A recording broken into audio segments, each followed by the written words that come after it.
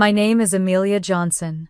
I am 34 years old, and I thought Christmas dinner would finally be a chance to feel close to my family again. The tree was lit, the table set, the wine poured, and for a moment I believed maybe this year would be different. But when my mother looked across the table, her smile sharp as glass, and spoke words that silenced the entire room, everything I thought I knew about love, loyalty, and family shattered in an instant. Have you ever been blindsided in the one place you expected to feel safe? Stay with me, because what happened at that holiday table is something you will not forget.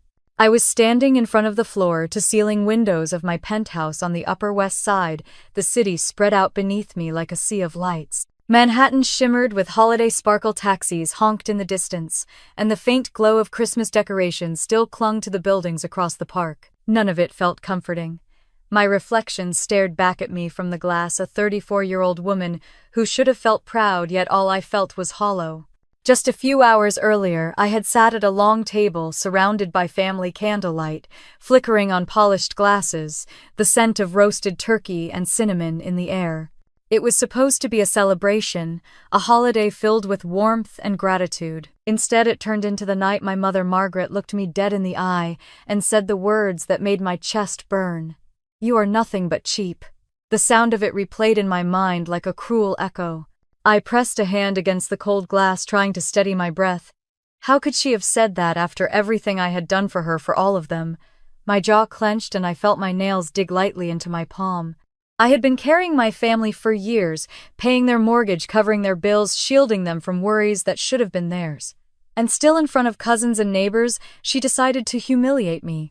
I walked away from the table that night, without raising my voice, without tears, but inside me something cracked.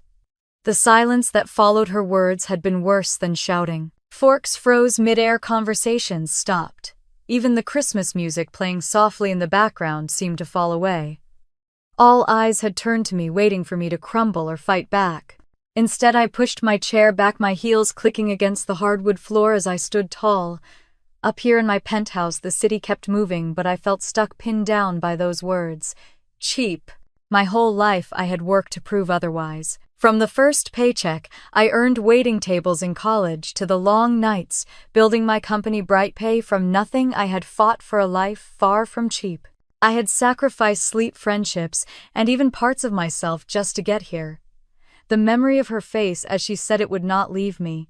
Margaret, with her carefully set hair, the navy dress she always wore to special occasions, the tight smile that rarely reached her eyes. She had laughed, actually laughed, as if what she said was clever.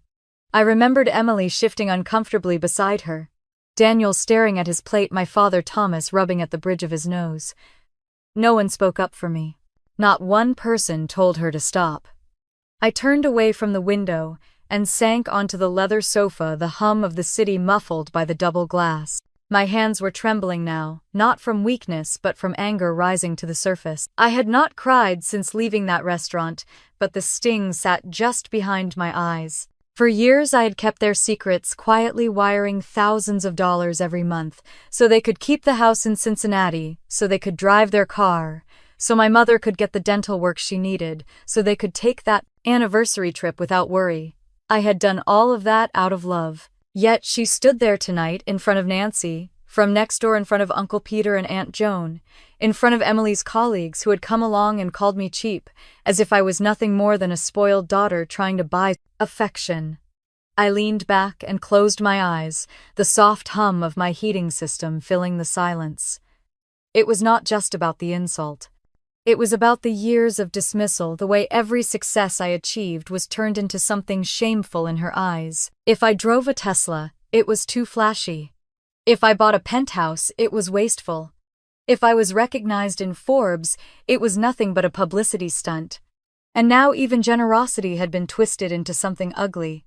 The Christmas lights I had strung up around my own living room blinked gently, their reflections scattering across the glass coffee table. They should have filled me with peace. But instead, they reminded me of the decorations at that dinner, how carefully the restaurant had dressed the room with wreaths and ribbons. Beauty meant nothing when poison laced the words at the table. I tried to picture the night without her voice. The laughter we could have shared, the stories Daniel had been ready to tell Emily's students. She had wanted to talk about the clinking of glasses as we toasted the season. All of it had been stolen by one moment of cruelty. I rose from the sofa and walked slowly across the polished wood floor, my bare feet cool against the surface.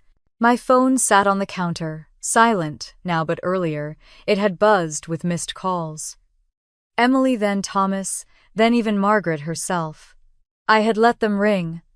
I was not ready to hear excuses or empty apologies. The Rolex still sat in my bag untouched since I slid it back inside its velvet box. $15,000 meant to show gratitude, to bridge a gap, now reduced to a painful symbol of how little she valued me.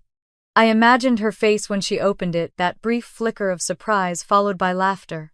My gift had not softened her. It had given her a stage. Cheap. The word scratched at my chest over and over. I whispered to myself that it was not true, that my worth was not hers to define. But the sting remained. Outside, a light snow had begun to fall, dusting the rooftops and turning the city into something softer. I pressed my forehead against the window, watching flakes swirl beneath the streetlights. Somewhere down there, couples walked arm in arm. Children tugged at parents with excitement. Carolers sang on corners. The city kept its rhythm, uncaring of one woman's fractured holiday. I breathed in deeply, trying to gather strength. I had made choices at that dinner table that would change everything. Walking away was not the end. It was only the beginning. And as the snow fell harder, blurring the skyline, I knew I had finally reached the point of no return.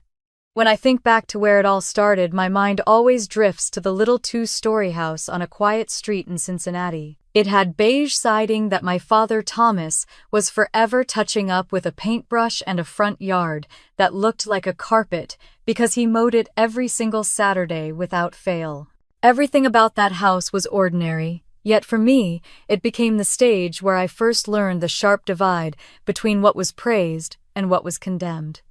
My father worked as an accountant for a small local firm. He loved balance sheets more than most people love movies, and his greatest joys seemed to be showing me how a penny saved could become a dollar earned. He kept a jar of coins on the kitchen counter, not for spending, but for teaching.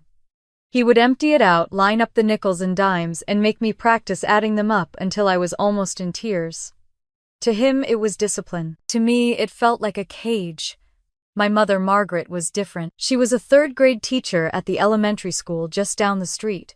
She knew every parent, every neighbor, and she cared very much about how people saw us. Margaret always straightened her hair before church, ironed her dresses until there was not a wrinkle in sight, and she expected Emily and me to reflect that same image. The problem was that Emily fit the mold perfectly, while I never could. Emily was 3 years younger than me, quiet, obedient, always eager to please. She sat at the table with her homework spread out neatly, never challenged authority, and smiled when my mother complimented her good manners. I, on the other hand, asked too many questions. I wanted clothes that looked like the ones the older girls wore. I wanted to go places my mother thought were unnecessary, and I had a mouth that often got me in trouble. The favoritism was not hidden. It was plain in the way Margaret would beam when Emily brought home a drawing from school and tape it proudly to the fridge while my science projects were brushed aside. It was in the way she told relatives at Thanksgiving that Emily was her little angel while describing me as independent with a tilt of her head that carried more disapproval than pride. One night in high school made the imbalance crystal clear. The winter dance was coming up, and every girl in my class was buzzing about it. I had my eye on a dress in a small boutique downtown, a deep green satin piece that made me feel grown up just looking at it. I had worked weekends babysitting for months and had saved enough to cover half the cost. I thought if I showed my mother how serious I was, she might agree to pay the rest. I remember standing in the kitchen that evening, the smell of tomato soup lingering from dinner, holding the dress catalog in my hands. Margaret was rinsing dishes, her back straight, her hair pulled into a bun. I told her about the dance, showed her the dress, explained that I had saved my money. She did not even look at the picture. "Amelia," she said flatly, "you do not need a dress like that. You have a perfectly fine one from last year." "But Mom," I argued, "it is too small now, and this one is classic. I already saved $100. I only need 75 more.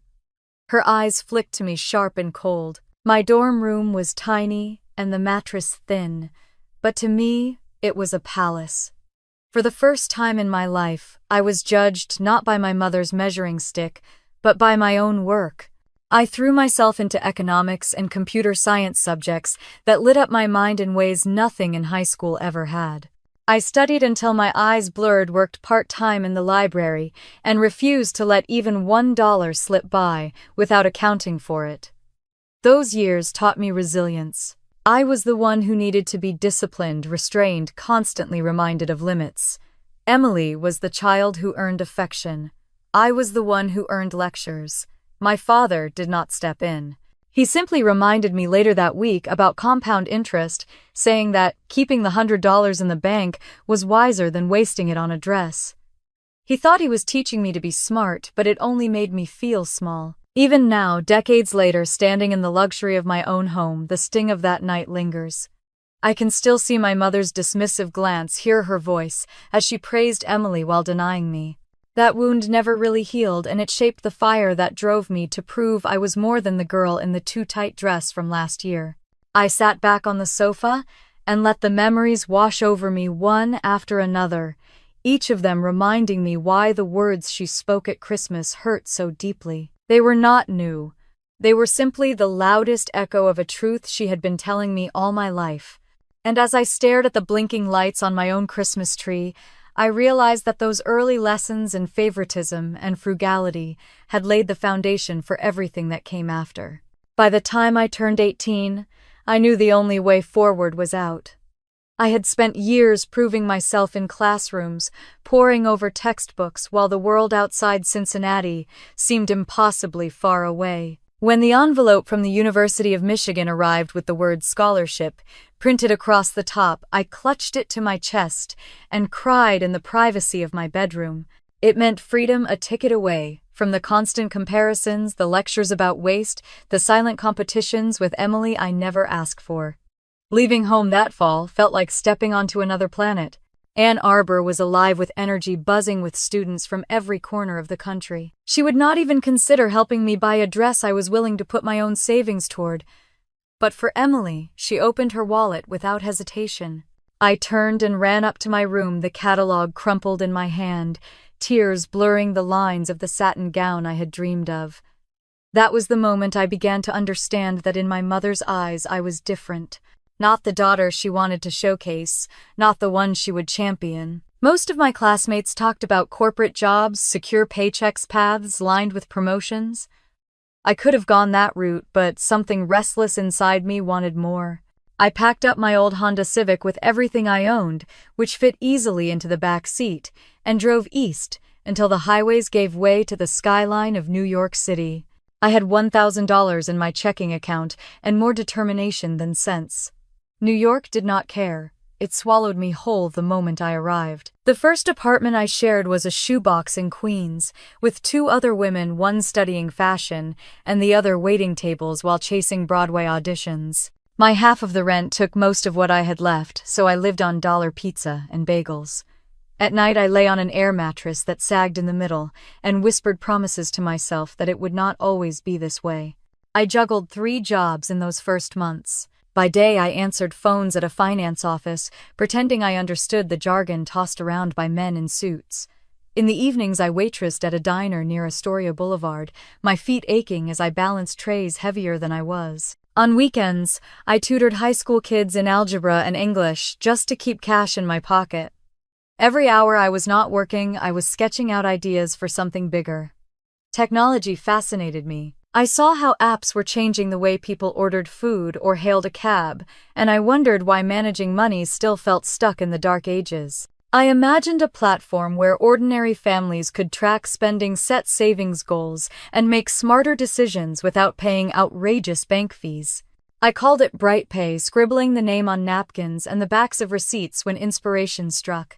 The first year nearly broke me. I spent long nights in the public library, teaching myself coding basics, then begged anyone I met at networking events to look at my prototype.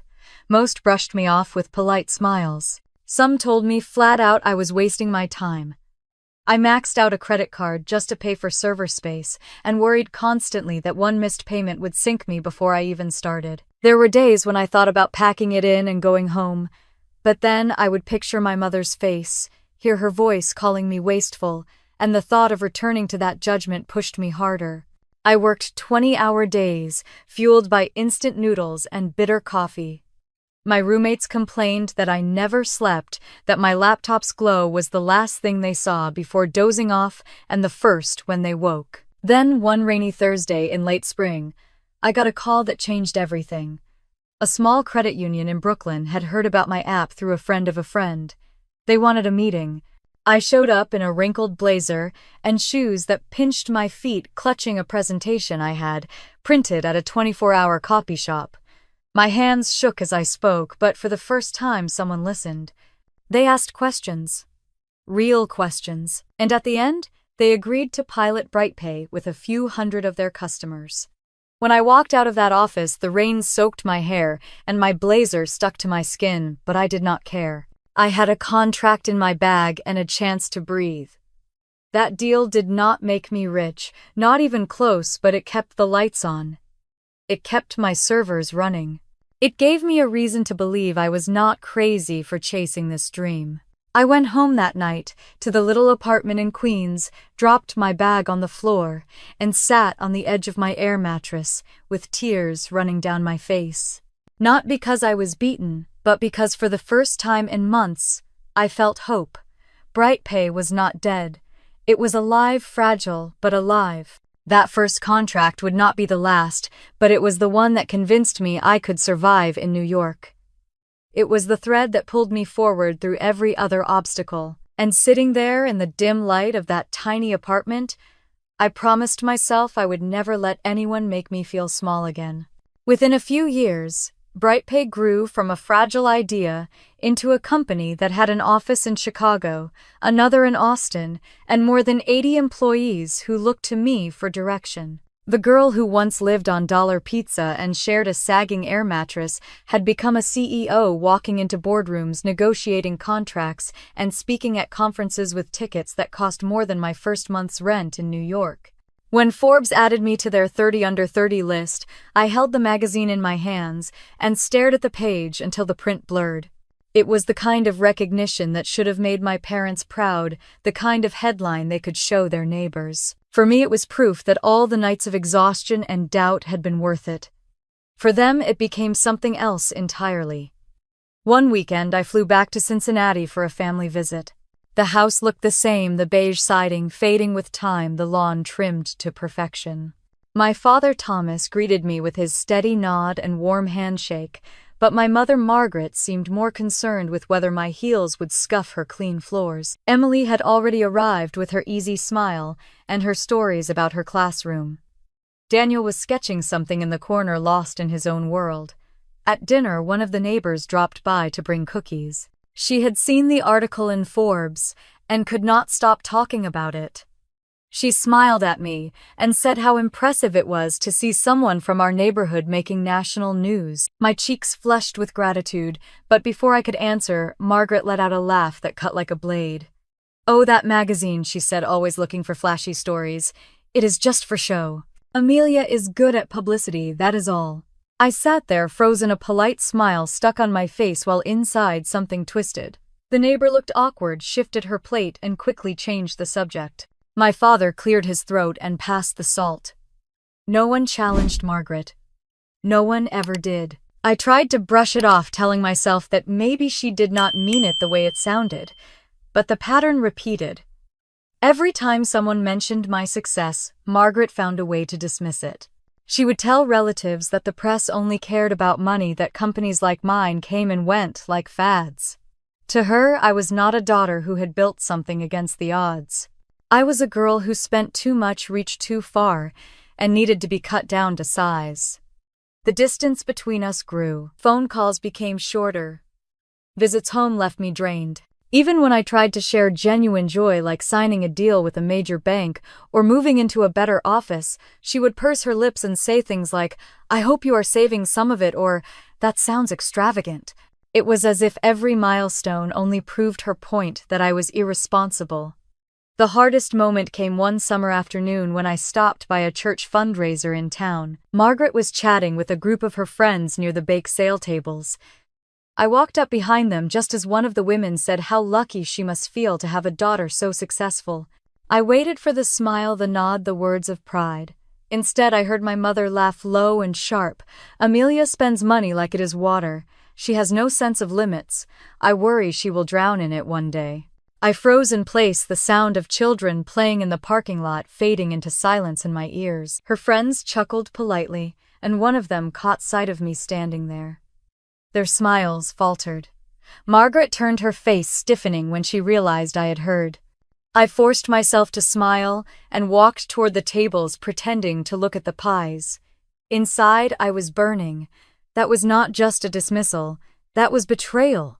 In front of her friends, she stripped away everything I had worked for, reducing me to a careless spender, someone to gossip about instead of someone to respect. That night, I lay in the guest room staring at the ceiling, listening to the familiar creak of the old house, and felt the chasm between us widen. My success had built walls instead of bridges. I wanted her pride. What I got was scorn. And the worst part was realizing that no matter how high I climbed, Margaret would never see me as anything but the girl asking for a green dress she said I did not need. The irony of it all was that, while my mother dismissed me as reckless, I was the one quietly keeping their world afloat. For 4 years straight, I had wired $5,000 into their account every month.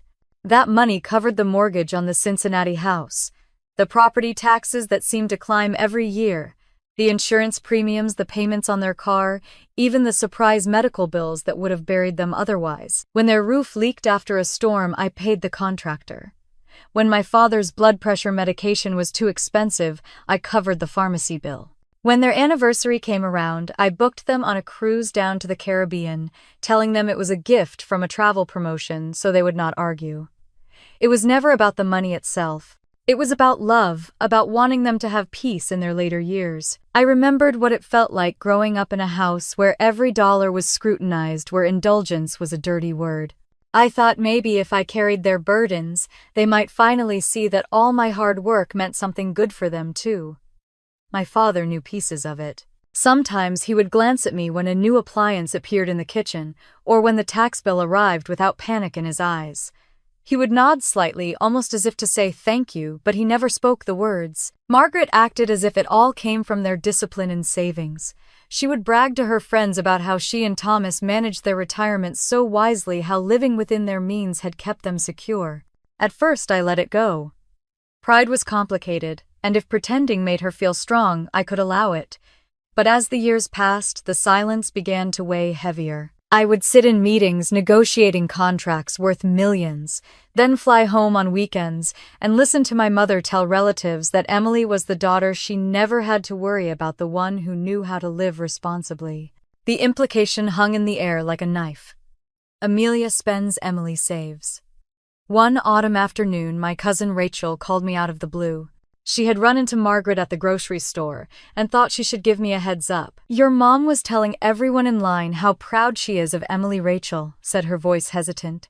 "She said Emily is the real success of the family, living modestly, not like you with your big city ways." The words stung so sharply I had to sit down at my desk.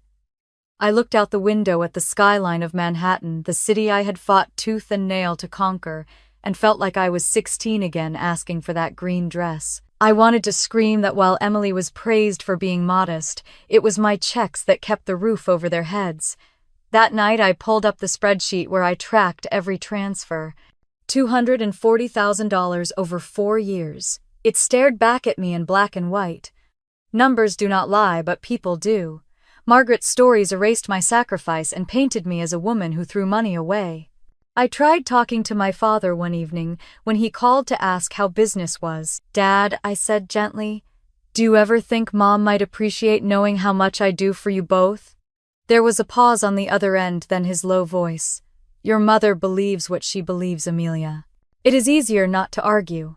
So that was it. He knew enough to understand, but not enough to stand up to her. I hung up with a lump in my throat. I thought back to the times I paid for their dentist visits, to the months when Daniel struggled with his art gigs, and I quietly covered his student loans too, to the way Emily never asked how our parents managed to keep the house even as she heard them complain about expenses. No one asked. They all wanted the comfort without the truth. One Thanksgiving, Margaret sat at the table with relatives gathered around and praised Emily for bringing homemade pies while slipping in another jab about me. "Amelia spends her life in airports and restaurants," she said with a thin smile. "Emily is the one who keeps her feet on the ground." I sipped my wine in silence, biting back the truth that the very turkey they were eating had been purchased with a grocery card I had reloaded for my parents the week before. The silence in that room was suffocating. Back in New York, I threw myself into work even harder, telling myself that one day the truth would matter. But in my heart, I knew it already did. The truth was that my generosity had become invisible, hidden beneath Margaret's pride and sharpened tongue. The phone rang late one night. It was Emily, her voice bright with excitement. "Mom was bragging about me at church today," she said. My heart lifted for a split second until Emily continued. "She told everyone I am her real pride and joy, the one who understands what it means to live within her means. She said you have no limits, that money just slips through your fingers." I thanked Emily for telling me and hung up before she could hear my voice shake. Sitting there in my penthouse with the city buzzing below, I felt that old wound rip wide open again. I had built an empire, I had carried my family, and still, to my own mother, I was nothing more than a woman who never learned to stop spending. The silence of that room pressed down on me, as if to say this was not just about money anymore. It was about love denied, gratitude withheld, and the painful realization that no amount of sacrifice could buy the approval I had been chasing all my life. I wanted to end that year differently. Christmas was coming, and instead of bitterness, I told myself I would create a moment that might finally heal the distance. I booked a private table at Gramercy Tavern in New York, one of my favorite restaurants where the food was art and the atmosphere was warm without being pretentious. I imagined us together under soft light, the room filled with the scent of pine and cinnamon, the sound of clinking glasses instead of sharp words. I had planned the gift carefully. Months earlier, I had chosen a Rolex Submariner stainless steel with a black dial, elegant but strong. It had cost $15,000, and when I slid my card across the counter, I did not think about the price. I thought about my mother's face, about how I wanted her to feel the weight of my gratitude. This was not about showing off. It was about saying thank you for the years she raised me, even when we did not understand each other. I wanted her to see that every sacrifice she made had led me here, and that I could honor her with something lasting. As I wrapped the box in deep green paper tied with a silver ribbon, I let myself believe she might finally smile with pride. I could almost hear her telling her friends later that her daughter had remembered her in such a thoughtful way. A few days before Christmas, my father called. His voice was steady as always, but there was hesitation in the way he cleared his throat. "Amelia," he said, "your mother is nervous about this restaurant. She looked it up online. She saw the prices." I sat back in my chair, staring at the skyline outside my office window. "Dad, it is Christmas. It is not about the prices. It is about celebrating. I can afford it. I want this." He paused, then said quietly, "She thinks it is too much." I closed my eyes, biting back the frustration. Too much. Everything was always too much for Margaret. But I softened my tone and told him not to worry, that I had everything handled. We ended the call politely, but the unease settled in my chest like a stone. The next evening I got my answer more clearly. I had stopped by a cafe near my office and was paying for coffee when I noticed Emily seated a few tables away, her phone pressed to her ear. She had not seen me. I caught the sound of her voice as I walked by and froze when I heard my mother's name. She was whispering, her tone conspiratorial. "Mom, I know. I will keep an eye on her. Do not worry, I will not let her make it all about showing off. Let her do her thing, let her spend. Everyone will see." My stomach tightened. I stepped back behind a column and listened as Emily continued. "Yes, Mom, I understand. Just let her put on her show. We will be polite then. Afterwards, people will know who she really is." The words hit harder than I expected. So this was not just nervousness about the restaurant. This was a plan. Margaret had already decided to turn my gift into a performance, a stage where she could once again cast me as the extravagant daughter who needed to be put in her place. Emily hung up and gathered her things, still unaware of me standing nearby. I left the cafe before she could see me, my coffee forgotten on the counter. Outside, the winter wind cut across my face, but I barely felt it. My mother's voice echoed in my mind, not because I heard it directly, but because I had heard versions of it my entire life. Wasteful, showy, irresponsible. I walked the streets of Manhattan that night with holiday lights strung above me and the scent of roasted chestnuts drifting from vendors, yet I felt no joy. I felt only the weight of that wrapped box waiting at home, the green paper and silver ribbon suddenly heavy with expectation that might never be met. Still, I could not bring myself to cancel. Some part of me, that little girl still hoping for approval, believed maybe this time would be different. Maybe the meal, the setting, the gift would soften her. Maybe surrounded by family and the warmth of Christmas, she would finally let her guard down. I placed the Rolex in my closet, tucked safely behind folded sweaters, and stared at it for a long time. My reflection in the glossy box looked back at me questioning. I whispered to myself that even if she dismissed it, even if she laughed, I would know the truth. I would know that my heart was in the right place. As the city outside buzzed with holiday cheer, I stood in the silence of my penthouse and wondered how much longer I could keep hoping for something that never seemed to come. Gramercy Tavern was glowing with holiday warmth when I arrived early on Christmas evening. The dining room smelled of pine and roasted herbs. Wreaths hung along the walls, and a tree glittered near the entrance with white lights and red ribbons. The staff knew me from past visits and led me to the private table I had reserved. The long, polished wood gleamed under candlelight glasses, already set napkins folded neatly like origami. I placed the small green-wrapped box into my purse and drew a steady breath. Tonight had to go well. One by one, my family filtered in. Daniel came first, his coat a little too thin for the cold, but his grin wide. He hugged me hard and whispered that the place looked amazing. Emily followed, smoothing her dark dress nervously, her eyes darting to the decorations as if calculating the price of each one. Behind her, my parents walked in together. Thomas stiff in a suit he rarely wore. Margaret wrapped in her navy coat and pearls, her eyes scanning the room with practiced suspicion. Trailing them were the Greenwoods cousins who never missed a holiday, and finally, Nancy, our neighbor from Cincinnati, who happened to be in the city visiting her sister. She had been invited by Margaret at the last minute, something I realized with a twist in my stomach.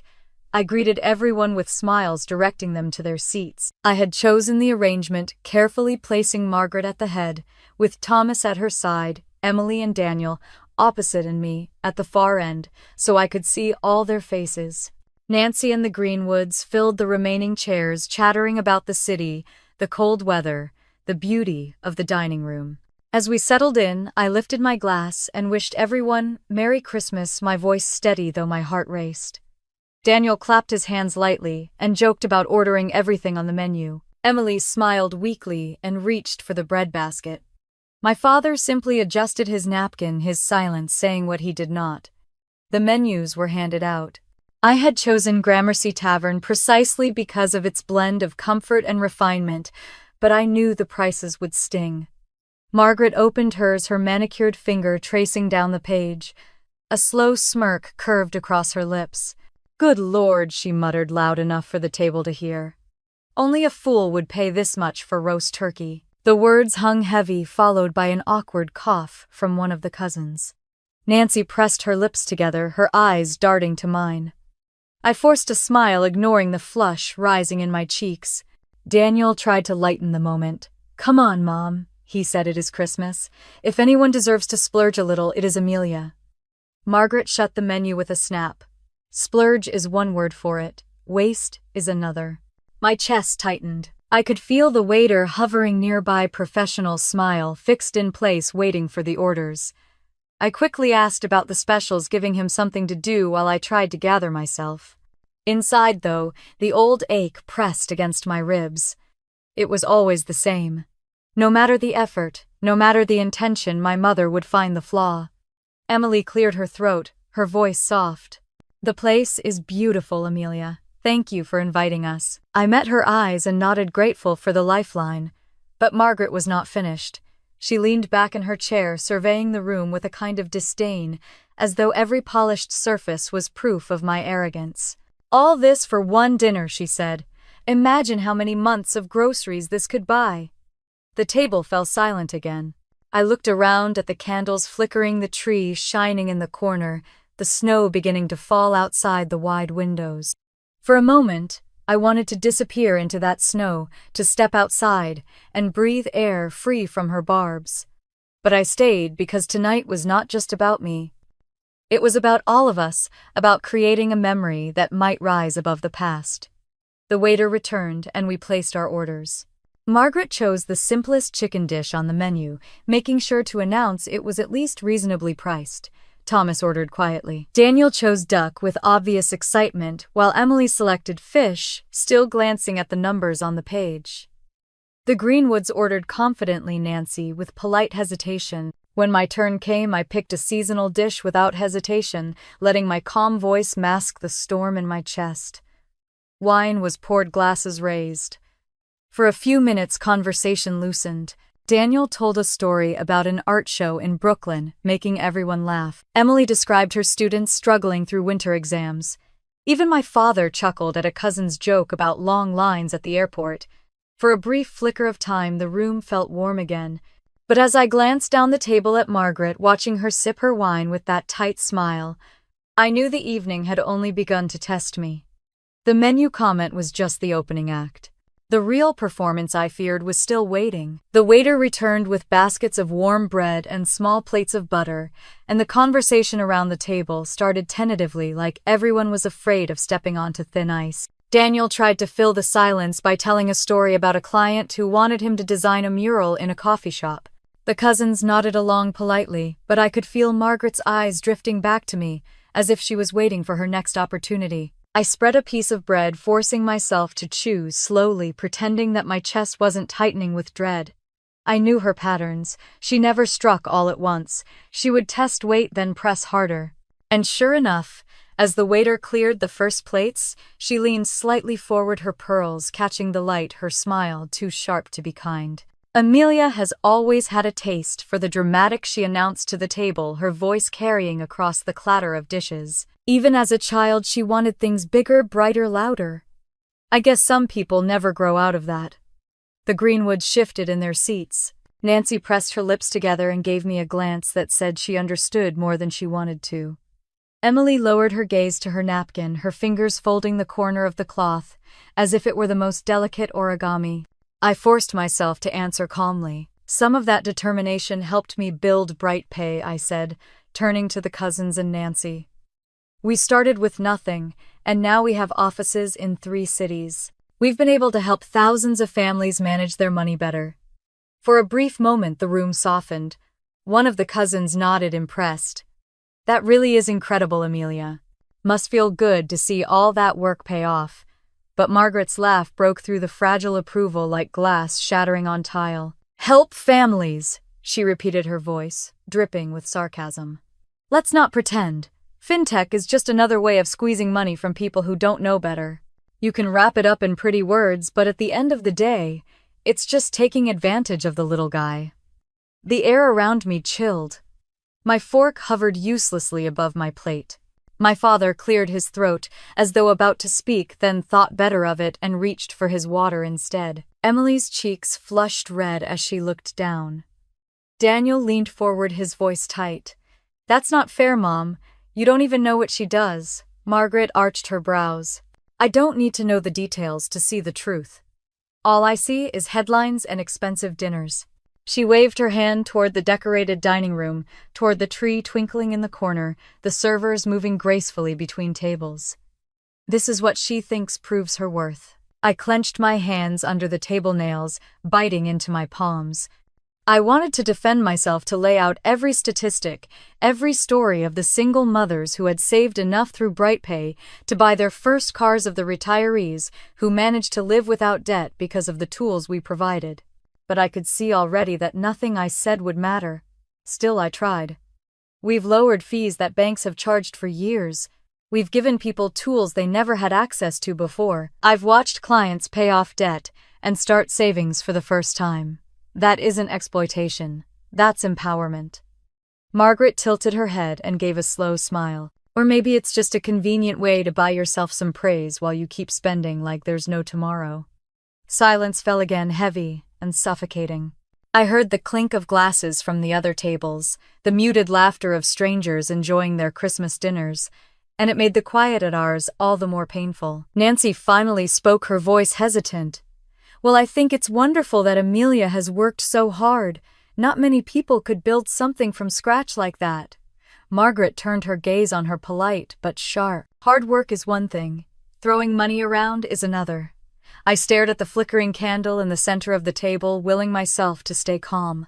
My chest rose and fell with the effort of breathing evenly. I reminded myself of every lesson I had learned in boardrooms every time I had faced down a skeptical investor.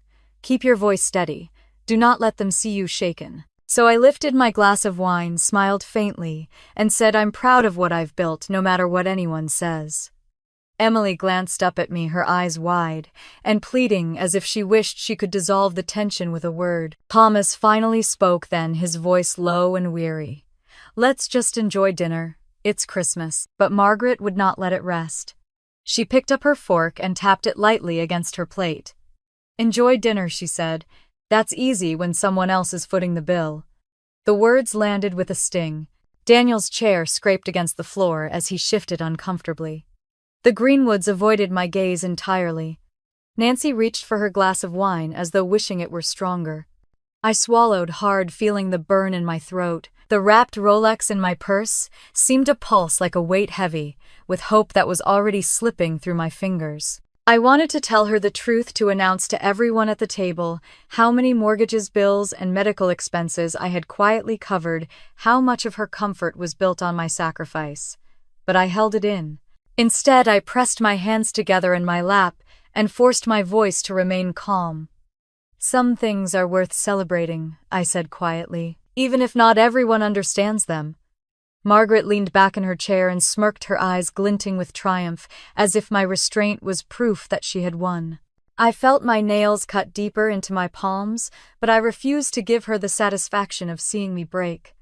The main courses arrived just then, plates of turkey, duck, salmon, and seasonal vegetables set down in front of us. The waiter poured more wine, unaware of the battlefield he had walked into. Around the table, the clatter of cutlery started up again, but the warmth of the evening had been drained. Every bite tasted of ash. As I lifted my fork, I knew the night was far from over. Margaret had drawn her first blood in public, and the worst I feared was still to come. The plates of the main course were cleared away, and the soft hum of the dining room wrapped around us like a curtain I wanted desperately to hide behind. My fork rested untouched on the linen, my stomach in knots. I glanced at the purse at my side, the green paper and silver ribbon waiting, and told myself I could still turn this night around. Maybe if I showed her what I had chosen, she would finally see me for what I wanted to be in her eyes, not the caricature she always painted. I shifted in my chair, smoothed the napkin across my lap, and rose slowly. Everyone at the table looked up. The clinking of glasses from nearby tables seemed to fade, leaving only the sound of my voice as I steadied myself. I have a gift for you, Mom. Merry Christmas. Margaret tilted her head, her smile polite but cold. A gift, she repeated softly, drawing out the words as if tasting them. I reached into my purse, pulled out the small box wrapped in green paper, and set it gently in front of her. The ribbon shimmered in the candlelight, catching every eye. Emily leaned forward slightly. Daniel stopped mid-sentence, and even Nancy shifted closer, her curiosity piqued. For a moment, the air held a fragile anticipation. Margaret peeled the ribbon away, her fingers deliberate, her nails catching on the paper until it split. The velvet box emerged black and gleaming. She opened it with a click, and the Rolex Submariner shone beneath the light. The steel bracelet, the deep black dial, the unmistakable crown logo. It was everything I had imagined giving her. A murmur rose around the table. Daniel let out a low whistle before catching himself. Emily's lips parted, her eyes darting from the watch to my face. The cousins exchanged glances, their expressions wavering between admiration and disbelief. but Margaret's face told the real story. Surprise flashed for the briefest second, then melted into something sharper, something cruel. Her mouth twisted into a laugh, sharp and brittle. "Oh, Amelia," she said, her voice dripping with disdain, "a Rolex." Of course. The laughter that followed wasn't joyous. It was mocking. It was the sound of someone dismissing everything I had tried to give. The table went still. Forks hovered in midair, glasses frozen halfway to lips. Even the waiters passing by seemed to sense the tension and moved more quietly. My chest tightened as heat rushed to my cheeks. I opened my mouth to explain. To tell her it was meant as a symbol of gratitude, a reminder of all she had given me, but the words caught in my throat. Margaret lifted the watch between two fingers, holding it high for everyone to see as though she were exposing a fraud. "Look at this," she announced, shaking her head. $15,000, I bet." She set it back into the box with a snap, then shoved it toward me. "You're nothing but cheap." The words hung in the air like a blade. My breath caught my vision blurred for a moment. Cheap. The word she had used my whole life. The word that had followed me from the green dress in high school to every milestone since. She had chosen that word because she knew it would wound deeper than any other. Emily's cheeks flushed crimson. She lowered her head quickly, staring at her lap, her hands clenched tightly around her napkin. Daniel sat stiff in his chair, his fork slipping from his grip and clattering onto his plate. His lips parted, but no sound came out. Nancy gasped, a small, sharp intake of breath, her eyes wide with horror. The Greenwoods avoided looking at me altogether, their gaze fixed firmly on the tablecloth. I felt the weight of every eye on me pressing against my skin. The room was silent except for the faint crackle of the fireplace across the dining room and the clink of cutlery from strangers who had no idea of the storm at our table. I wanted to scream to tell her how wrong she was to lay out every bank transfer, every bill I had paid, every month of mortgage I had carried for her. $240,000 over 4 years, given quietly without ever asking for thanks. That wasn't cheap, that was sacrifice, that was love. But the words stayed locked in my chest. My nails dug into my palms beneath the table. My throat burned with the effort of swallowing back everything I wanted to unleash. Margaret leaned back in her chair, her eyes scanning the room with a kind of triumph. There it was, the moment she had been waiting for. She had humiliated me in front of everyone, and she relished it. Thomas shifted beside her, his lips pressed tightly together, his hand rubbing the bridge of his nose. He didn't defend me. He never did. Emily's shoulders hunched as though she wanted to disappear. Daniel finally found his voice, whispering under his breath, "Mom, please." But Margaret ignored him. I stared at the Rolex, gleaming in its box, tainted now no longer a gift, but a weapon she had turned against me. My chest heaved once, twice, as I forced my breathing to steady. The air was heavy, suffocating, pressing down on me with the weight of all the years that had led to this moment. The tree twinkled in the corner of the room, the candles flickered on the table, and still no one spoke. It was as if the entire world had stopped, frozen in the shadow of one sentence. Cheap. I sat there, hands trembling under the tablecloth, and realized the night had finally shown its true face. The wound she had delivered was not just an insult. It was the final proof of everything I had feared all along. Nothing I did, nothing I gave would ever be enough. And in that unbearable silence, something deep inside me began to change. My chair felt too small for the weight I was carrying, so I pushed it back and rose slowly, letting the sound of the legs scraping the floor cut through the hush. Every eye at the table turned to me. I stood tall, my hands steady at my sides, and for the first time that night, I wasn't afraid of what would come out of my mouth. "You want to call me cheap," I said, keeping my voice. "Even then, let's talk about what cheap really looks like." Margaret blinked, startled that I had spoken. Her smirk faltered. I glanced at the cousins, at Nancy, at Emily and Daniel. They were waiting, holding their breaths. "For the last 4 years," I began, "I've been sending $5,000 every single month into this household. That's the mortgage on the Cincinnati house, that's the car insurance, the property taxes, the medical bills, even the anniversary trip you bragged about to your church friends. Add it up. That's more than $240,000. Quietly, without asking for anything in return. Without hearing even a simple thank you. A ripple went around the table. Emily's eyes widened, her face flushing red. Daniel's hand fell limp against his lap, his mouth open. Nancy let out a sharp breath and muttered, under her breath, "Lord in heaven." One of the cousins whispered something to the other, but their eyes never left Margaret.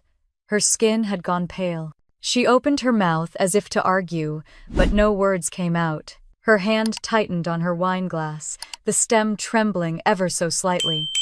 "You stand here tonight and laugh at me for trying to celebrate Christmas with my family," I continued, my voice growing stronger. "You look at a watch and see waste. You look at a dinner and see arrogance. But what you never saw were the checks that kept this family afloat. You let everyone believe you were living within your means when in reality, you were living on my sacrifice." I felt something loosen in my chest, as though years of carrying that secret had been lifted. For the first time, I didn't care who knew. Thomas rubbed the bridge of his nose, his face heavy with shame. "He whispered, Amelia," but stopped, his voice too weak to continue. Emily lowered her head, unable to meet my eyes. Daniel leaned forward, his lips parting as if to say something, then closed again. I reached into my purse and pulled out my phone. The room was silent, but I didn't hesitate. I scrolled to the number I had called hundreds of times and pressed it. "David, it's Amelia," I said when my financial advisor answered. "Yes, I need you to cancel all automatic transfers to the Parker account immediately. Mortgage, insurance, car payments, taxes. All of it." Margaret's head shot up, her lips parted in horror. "Wait, you can't," I kept going. "And another thing, call the bank and let them know I will no longer be guaranteeing the Parker line of credit. Effective tonight." The line clicked as David confirmed. "Thank you," I said, and ended the call. I slid the phone back into my purse. Around the table, no one breathed. Even the servers seemed to have vanished from the dining room, as though the entire restaurant was holding still. Margaret's face was bloodless. Her hand, still clutching the wine glass, shook so violently the liquid rippled against the rim. "You wouldn't dare," she whispered, her voice breaking. I tilted my head slightly. "I already did," Nancy whispered almost to herself, but loud enough for everyone to hear. "My God, Margaret, you've been living off your daughter all this time." The words cut deeper than mine ever could. Margaret flinched, her eyes darting around the table, but there was no ally left. The Greenwoods stared at their plates, cheeks red with second-hand embarrassment. Emily's eyes glistened with tears. Daniel just shook his head in disbelief. I leaned down, picked up my coat from the back of my chair, and draped it over my arm. My voice was soft but steady. "You called me cheap, Mom. The only cheap thing here was my hope that I could buy your pride.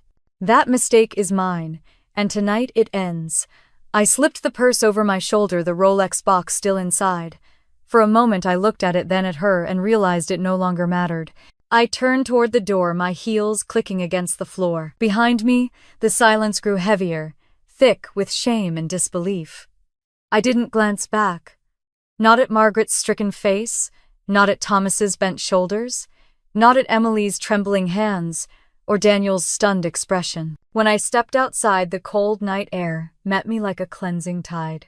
Snow drifted from the sky, settling on my hair and coat. The city glowed with Christmas lights, carolers sang faintly from a block away, and laughter spilled from other restaurants where families toasted in joy. But inside Gramercy Tavern, my family sat frozen in the ruins of the illusion we had all lived under. And for the first time in years, I felt the weight lift from my shoulders as I walked away into the falling snow. The first letter came 3 weeks later, crisp white paper with the seal of the bank stamped in blue. It was addressed to my parents' house in Cincinnati, and though I was not supposed to see it, Emily sent me a photo with a message that read, simply, "Did you know about this?" The notice said they were 3 months behind on their mortgage and, unless immediate payment was made, foreclosure proceedings would begin. My name was no longer tied to the account. The weight of those words was undeniable. The house I had grown up in with its beige siding, and Saturday mornings filled with the sound of my father's lawnmower, was slipping from them. By February, the calls began. The bank demanded payment. The credit cards froze. Without my transfers, the fragile structure they had built collapsed quickly. They tried to juggle bills borrowing from one account to cover another, but the math no longer worked. In March, a sheriff's notice was taped to the front door. 30 years of ownership gone in a single sheet of paper. Neighbors stood on their porches watching as movers carried out the furniture. Margaret kept her chin high in front of them, but Emily told me later that her hands shook as she packed dishes into boxes. Thomas sat silently in his old recliner until they lifted it away, and then he stood outside staring at the cracked sidewalk like a man twice his age.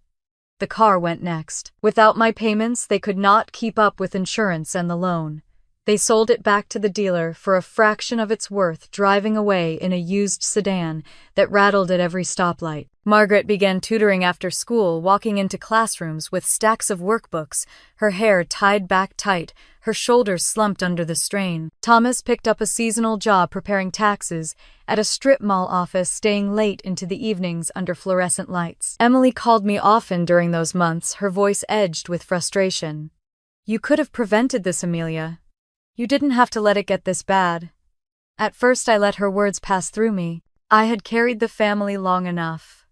But when she visited Cincinnati one weekend and saw her parents sitting at the kitchen table in their small rental apartment, counting pennies for groceries, something shifted. She called me that night, her voice soft and broken. "I think I judged you too quickly." For once I didn't rush to comfort her. I listened. Then I said gently, "You saw what I saw for years. I wasn't the villain, I was the safety net." Her silence was long, then a quiet admission. "I know." Daniel, on the other hand, stood by me from the beginning. He came to New York, often bringing sketches and staying in the guest room of my apartment.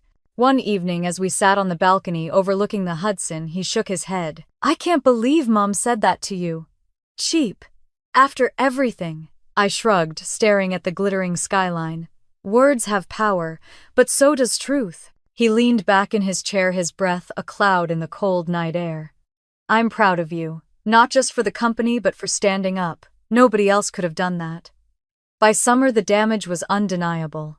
Margaret, once so quick to dismiss me, began to falter. Emily described one afternoon when she walked into the kitchen of their rental and found our mother sitting at the table, head in her hands, shoulders shaking. For the first time in my life, she was crying without trying to hide it. When Emily asked what was wrong, Margaret whispered through her tears, "I was wrong about Amelia. All those years I called her names, all those years I said she was wasteful. She was the one keeping us afloat, and I destroyed it with my pride." Emily told me that story weeks later. Hearing it didn't erase the scars, but it landed like a long overdue truth. My mother, who had laughed at me in public and called me cheap, had finally cracked under the weight of her own lies. Meanwhile, Thomas aged quickly. His hair turned more gray, his shoulders bent from long hours at the tax office. Margaret carried a tote bag filled with worksheets, riding buses to tutoring sessions in neighborhoods she once told me to avoid. They lived smaller than they ever had, scraping by each month. I visited once unannounced. The rental was plain, the walls bare. Margaret looked thinner, her eyes ringed with fatigue. She didn't scold me or try to put on airs. She simply nodded, her voice subdued. Dinner's on the stove. We ate quietly.